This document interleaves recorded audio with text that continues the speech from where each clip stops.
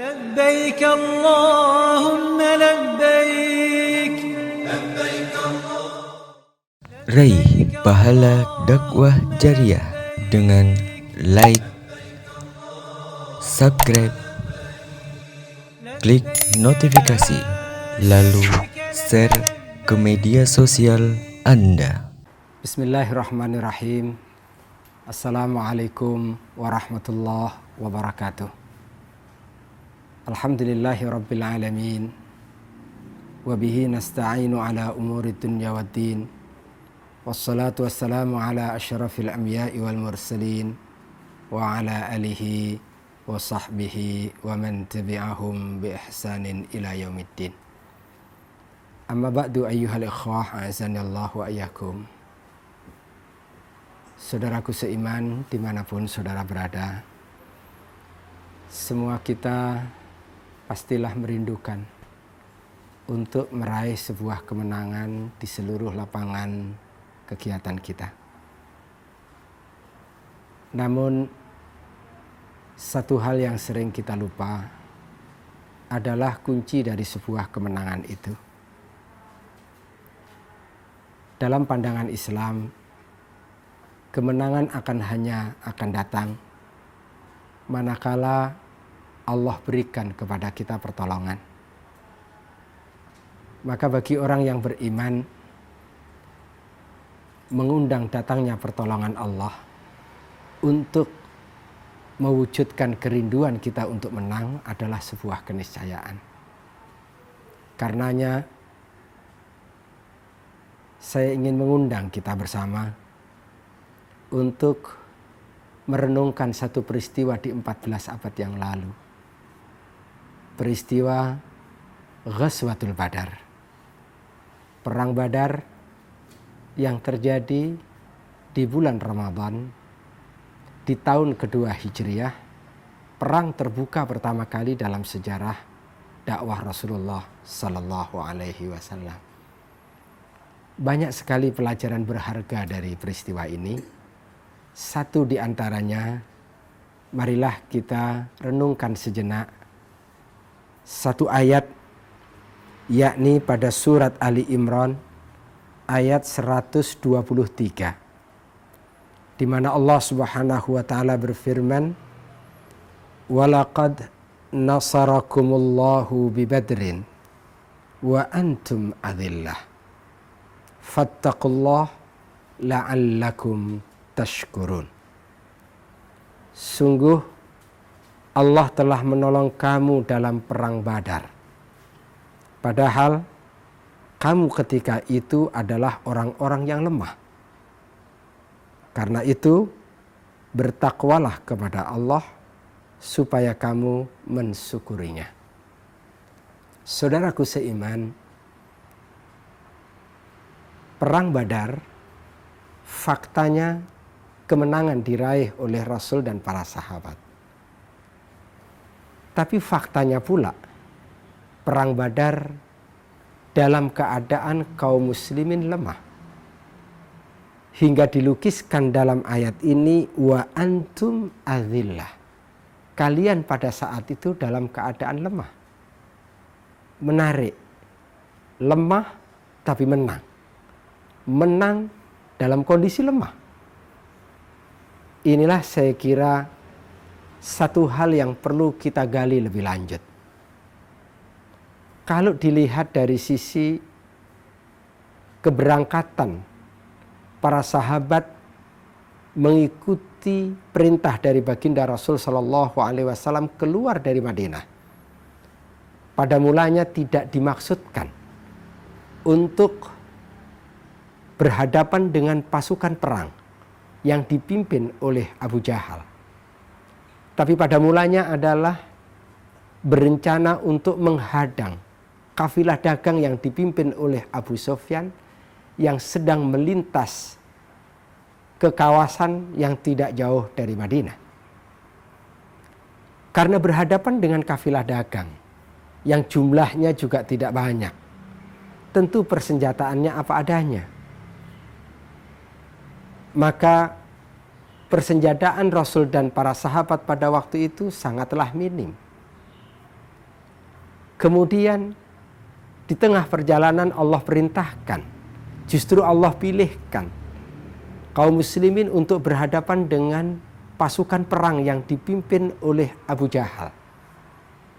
Karena ketika Abu Sufyan mendapatkan informasi dari intel yang dia dapatkan, ada informasi bahwa ada pergerakan pasukan dari Madinah, maka dia segera dengan cepat mengirimkan kabar kepada penguasa yang masih ada di Mekah pada waktu itu, yakni Abu Jahal, dan meminta untuk segera mengambil tindakan mengirimkan pasukan karena kafilah dagang sedang dalam keadaan bahaya.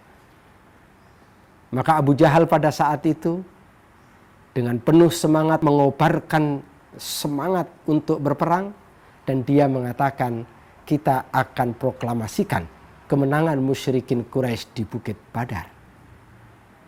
Dikerahkanlah 1.300 pasukan pada awalnya, walaupun di malam akan terjadinya peperangan di sersi 300-an. Sementara kaum muslimin jumlahnya 300. Inilah azillah. Inilah lemah. Lemah persenjataan, lemah jumlah pasukan. Maka dilukiskan pada suratul Anfal. Sebagian kaum muslimin merasa seolah-olah ketika diperintahkan untuk menghadapi pasukan perang yang dipimpin oleh Abu Jahal, mereka seolah-olah sedang dihasung menuju kepada kematian. Wahum yang turun, sementara sebab-sebab kematian itu ada di pelupuk mata. Tetapi sekali lagi saudaraku seiman, kaum muslimin dalam keadaan lemah, tapi kaum muslimin menang. Di mana kata kuncinya? Kata kuncinya kalau kita kembali pada ayat 123 adalah nasarakumullah. Pertolongan Allah datang menghampiri mereka. Maka oleh karena itu, siapapun yang merindukan untuk meraih sebuah kemenangan, yang dia harus berpikir adalah bagaimana mengundang datangnya pertolongan Allah Subhanahu wa ta'ala. Kalaulah mereka melakukan persiapan dalam berbagai bentuk, persiapan SDM, persiapan peralatan, persiapan finansial, maupun persiapan-persiapan yang lainnya, tetap harus dengan satu keyakinan bahwa kemenangan itu hanya akan datang dengan pertolongan Allah Subhanahu wa ta'ala. Kalaulah ia melakukan persiapan itu dilakukan dalam rangka mengundang datangnya pertolongan Allah Subhanahu wa ta'ala. Maka di akhir ayat ini ada pesan, fattaqullah, bertakwalah kepada Allah Subhanahu wa ta'ala, karena dengan nilai-nilai takwalah kemudian pertolongan itu akan bisa kita undang untuk hadir, la'allakum tashkurun, supaya kalian menjadi orang-orang yang bersyukur. Karena itu, saudaraku seiman, dimanapun saudara berada, siapapun yang merindukan untuk meraih sebuah kemenangan, marilah kita wujudkan kemenangan yang kita rindukan dengan berharap penuh akan datangnya pertolongan Allah Subhanahu wa ta'ala. Dan kita harus meningkatkan ketakwaan dalam arti melaksanakan segala perintah-perintah Allah, menjauhi segala larangan-larangan Allah. Dengan cara itulah mudah-mudahan kemenangan itu, pertolongan dari Allah itu akan dapat kita raih bersama, dan pada akhirnya kemenangan itu akan menjadi sebuah kenyataan. Adalah sesuatu yang menyedihkan jika kemudian kita merindukan untuk meraih sebuah kemenangan, dan kemenangan itu kita rindukan datang dengan pertolongan Allah. Tapi apa yang kita lakukan? Yang kita lakukan adalah menjauhi aturan-aturan Allah. Kita bermaksiat kepada Allah. Kita langgar aturan Allah. Kita melaksanakan apa yang dilarang oleh Allah. Nilai ketakwaan jauh dari hidup kita.